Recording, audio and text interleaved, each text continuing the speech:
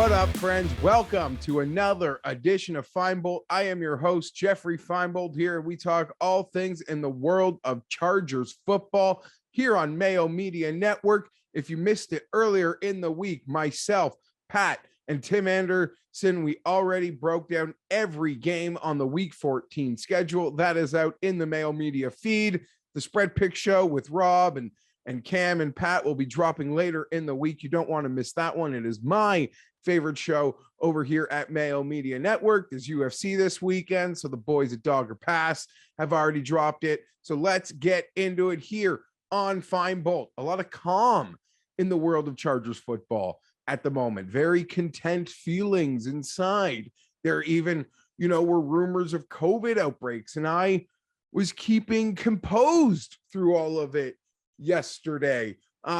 Big win in Cincinnati. Big win. And I gotta say, it's so funny how the league works, right? As Charger fans, our worst loss of the season was the Denver loss. It was a really demoralizing game and a game that we felt could create some separation for us. And then boom, we're right back to where we were. Just felt like we were in quicksand, trading losses with wins, but a huge get off the mat performance by the Bolts in the Natty. I'll be breaking that down in just a moment, but I want to address the COVID situation as it pertains to the Chargers. A lot of unknowns, right?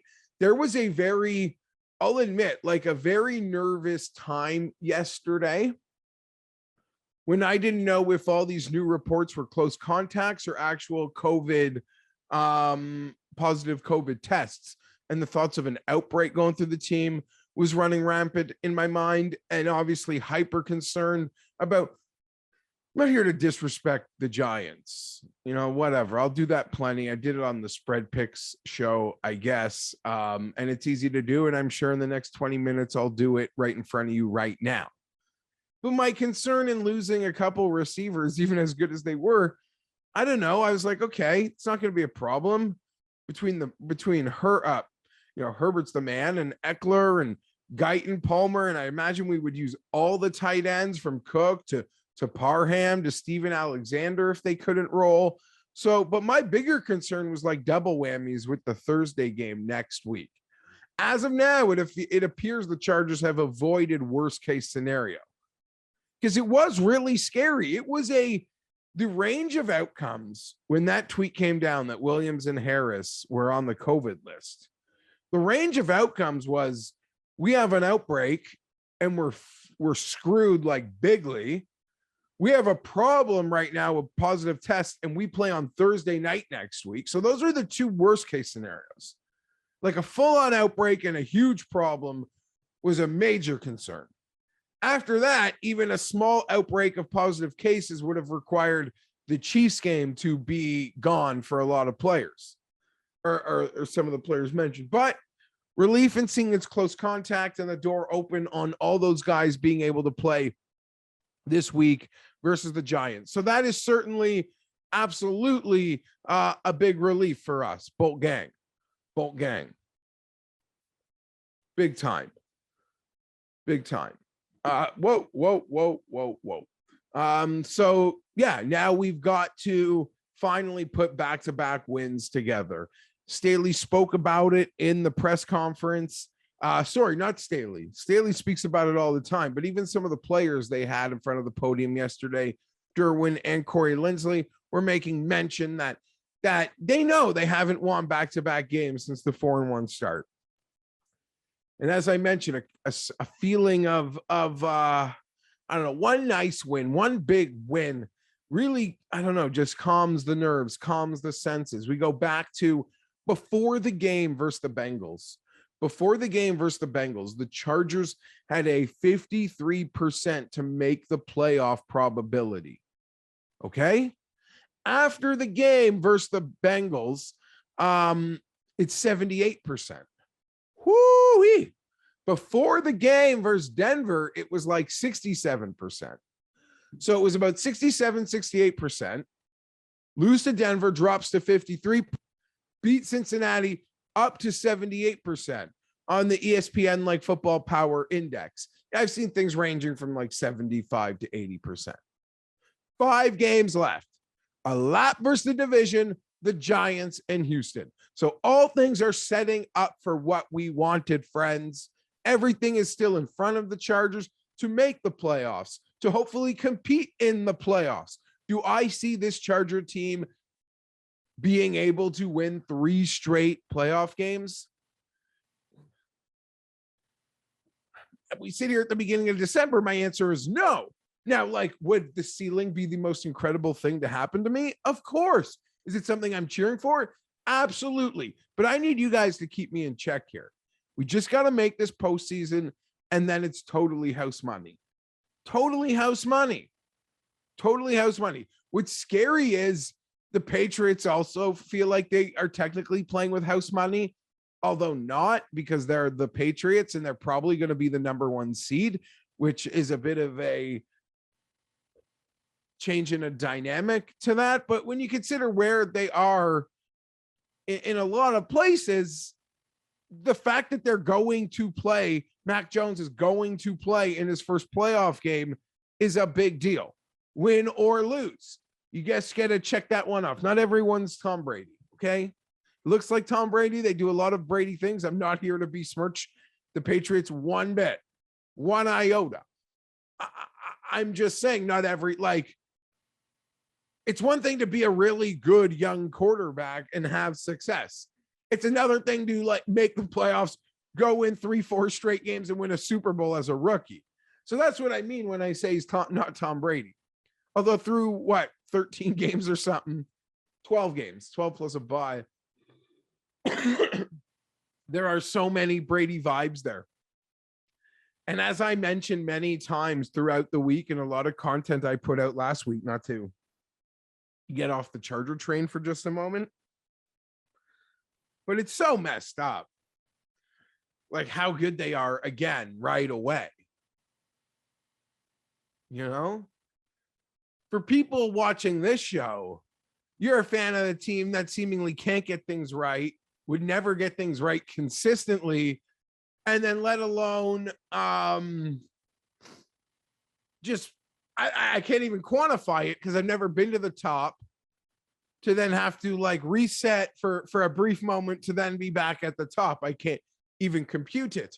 I do know as a fan that so badly would love to taste the top one day, that seeing them just able to fix it so quickly has to be hyper frustrating. Now, there are probably people out there saying, whoa, stop the clock, Fienberg. You didn't get to the top. We know you want the top. Not everyone gets the top, especially when the Patriots hog them all. But should I be allowed to complain? Because I went from Phillip Rivers to Justin Herbert with one game in between of a Tyrod Taylor victory. So in that respect, I shouldn't complain. But that's just a small piece. That's just a small piece. That's like I have the frame of a really nice car, but I can't turn it on. We don't have, their special team sucks. All sorts of things. So I didn't mean to get off on a Patriot tangent. It's equally incredible and frustrating now. So I can imagine, and I would say if you're an AFC East fan, like a Bills, Jets, Patriots fan, there's nothing incredible about it. It's just frustrating. When you're not in their division, and I love football so much, I'm able to, like a small semblance, like appreciate and acknowledge it's so incredible. What is going on what is going on there? Frustrating in the sense that like they can't even be down for an hour, 2 hours, if you want to include having to deal with last year. They still won 7 games. The funny thing about last year's, they won 7 games, but we talked about them like they won 3.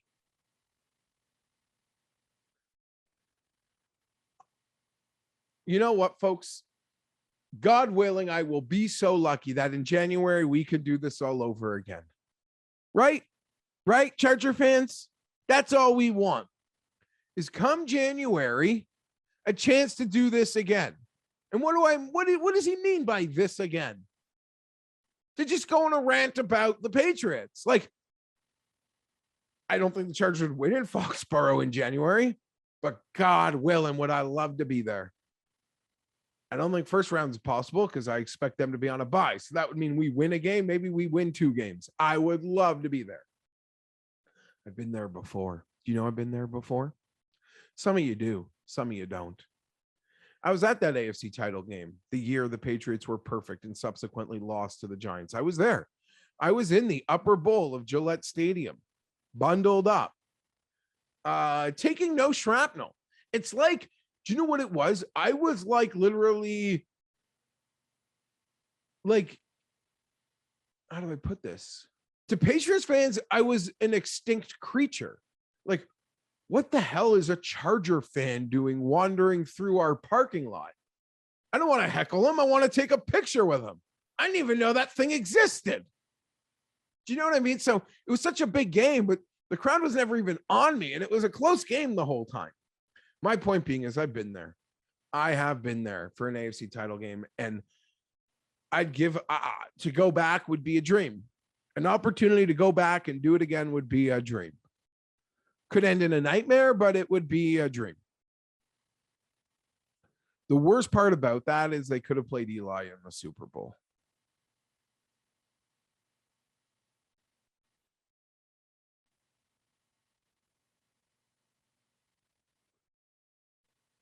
It would have meant the world to me to play Eli in the Super Bowl. I have a lot in this world. I'd give up almost everything to have had that chance. Just the chance.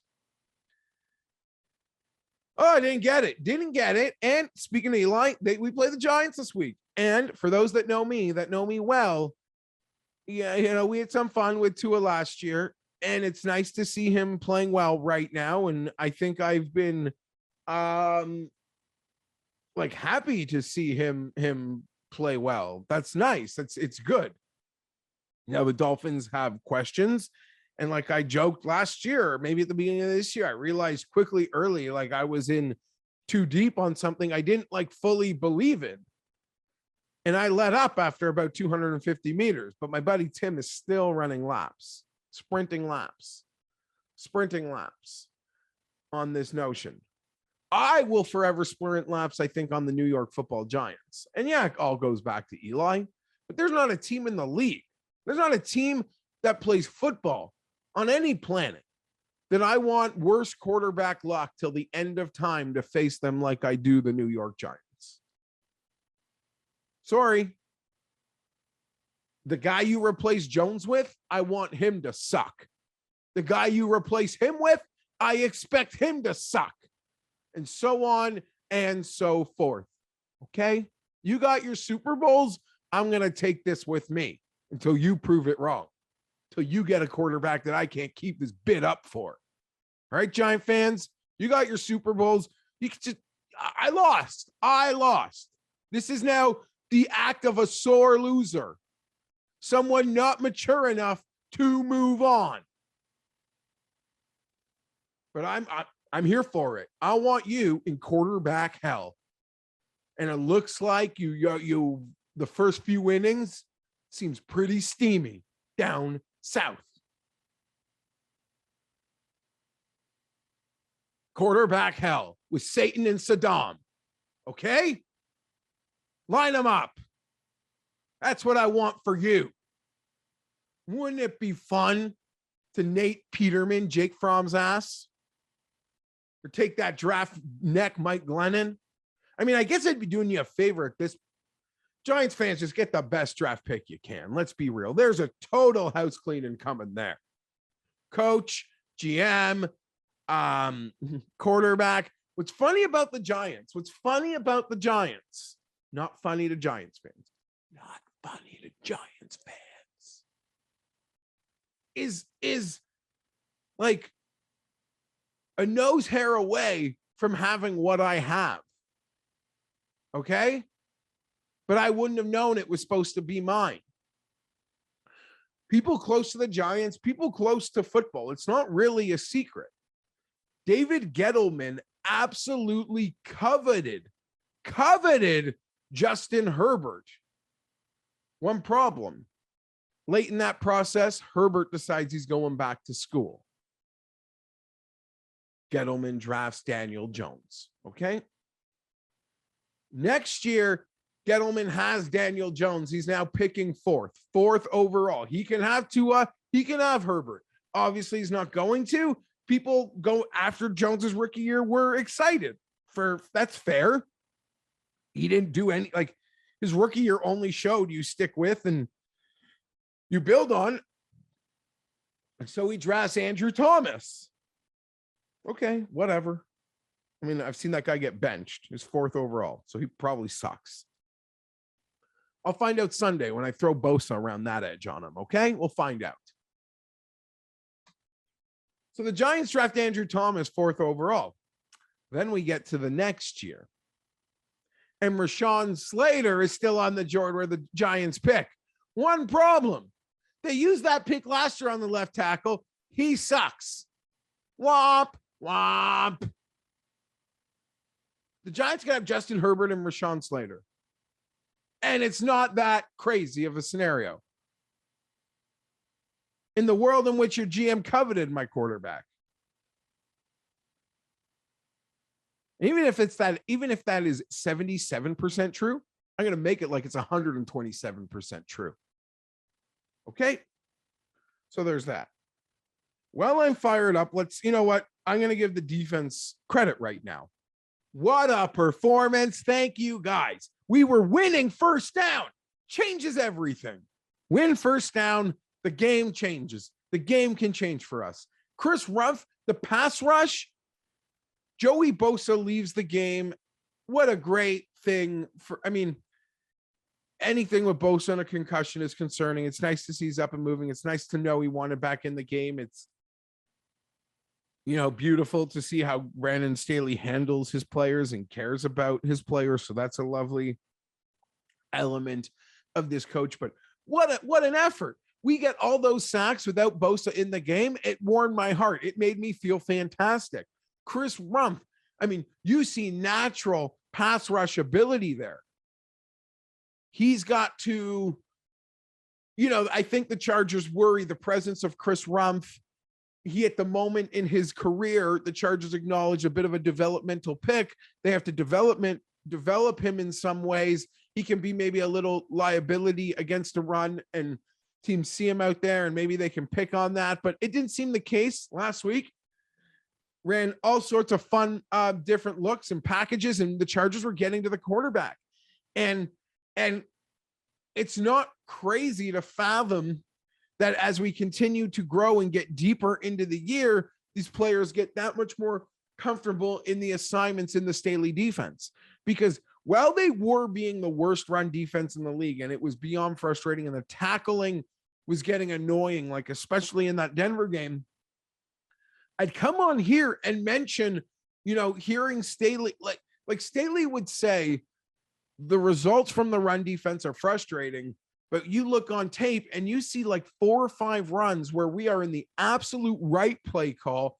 We bust the line of scrimmage. We do everything right, but get the guy down. And then it ends up being like a 7-yard run. Those runs are finally ending at the point of attack.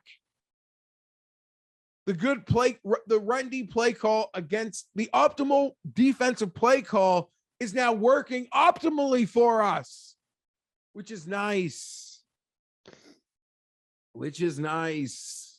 Makes me happy, guys. Makes me happy. I just want to bring up a screenshot that I had to take. This is from the boys at the Guilty is Charged Charger podcast. Gonna give them some love here, but the weekly special teams update. The Chargers are back at 31st in overall DVOA special teams per Football Outsiders. After allowing just 17.3 yards per kick return, the Chargers kickoff unit took a sizable leap up in the rankings and now sit at 17th in the league wide. Now, the problem is field goals and extra points are 24th. Kickoff, they're 17th. Kick return, they're 26th. Punt, they're 32. Punt return, 14th. Now, I'm going to harp on this punt thing in a moment. 24th in field goal and extra points. That actually rose one spot. We missed another extra point last week. We made a couple field goals. Kickoff return 17th. Sorry, kickoff 17th. Last week was great. The first contact kickoff coverage was outstanding. The average starting field position in that game, outstanding. Okay, getting down the field on kickoffs, making those tackles. That's the happiest I've been in that regard in some time. Kick return up 26th. We're slowly moving up there. Nice kick return by Andre Roberts to start the game. You could tell he has confidence. You could tell the guys have confidence in him, and you can see a difference that makes. Punt 32 and punt return 14. So punt return seeing a nice jump with the addition of Roberts. What an addition for us. I mean, it's so stupid, but I've noticed it. It comes off the TV, and I feel better when the punts are in the air. And something horrible won't happen. But punts at 32 is a bit of a concern for me, friends. That seems quite high. And by high, that's dead last. And I like Tai Long, but that's something we're really going to have to look into. There were a few opportunities last week for him to send them really deep into corners, and he was unable to do that. Those kind of frustrated me. Seems like the best he can do is sticking someone to the 15, but we haven't seen anything that great from him. We'll see how that bears out going forward.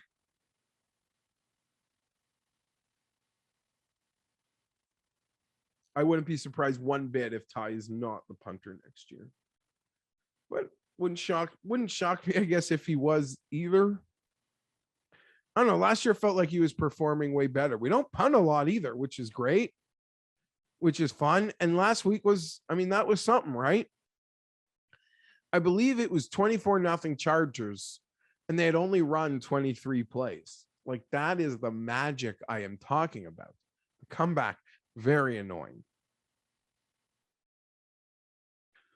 It's easy to say a lot of that is based on Eckler's fumbles. It's easy to put a lot of that on Eckler's fumbles. Those were 2 fumbles that set them up in the red zone and took points away from us on an instance while we were potentially marching. So that is that. And hey, all that talk, we're going to leave on this. Justin Herbert, not a football player, not a leader. Did you see that tackle? Did you see that tackle? That tackle by Justin Herbert is going to end up on clips of how you tackle properly. What a form tackle. What a football player. I love him. He's mine. We're going to go get it, guys. We are going to finish this thing strong.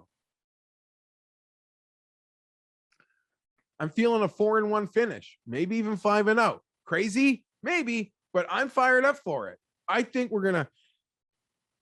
I am so excited to see how Coach Staley, how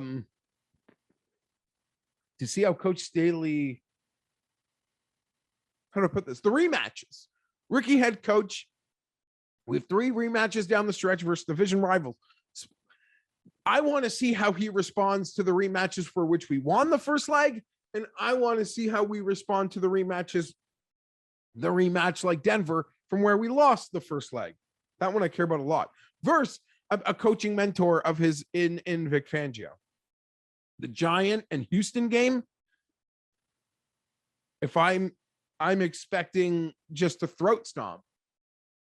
God help me if we lose either of them. I'm Geoff Fienberg. This has been Fienbolt. I had a blast here on Mayo Media Network. I don't know if you saw in the last 5 minutes, something is going on inside me. So I'm going to drop this right now because I'm honestly having trouble talking. But I'm fired up. I am fired up. I can't wait to play the Giants. Sundays, I'm looking forward. This is like a wrong attitude. This is the worst attitude. But I have like a very chill feeling about Sunday. I'm not going to wake up and be like annoyed or nervous and anxious and frustrated. I'm going to enjoy the day with the boys, feet up, enjoying the early games. I don't have to pace. We're playing the goddamn Giants. Mike Glennon, Jake Fromm. It doesn't matter who it is. In my home league. Home leagues are all that matters, guys, right? At least for me. I don't care about all that other stuff. Home league, we don't play cheap in the home league either. I picked up Charger D. Now, getting to use them this week, I didn't even know Jake Fromm was playing when I picked them up, or potentially playing, but I picked them up this week. This is just a lucky bonus. Bad for the guy I'm playing because I think we're going to smoke the Giants. It was that week, that first round playoff matchup in my league versus Houston that I'm here for. 10 men, 4 make the playoffs. I'm tied for first. Got my playoff spot locked up. The guy I'm tied for first with, my boy Harley, I lost in the finals last year. I'm a 3-time winner of a league that is now going on 22 years strong. I think there are 3 of us that have won 3 times. So I'm hoping to be the first 4-time winner. Blah, blah. Look at me. We're big guys. Let's go. Kamala out.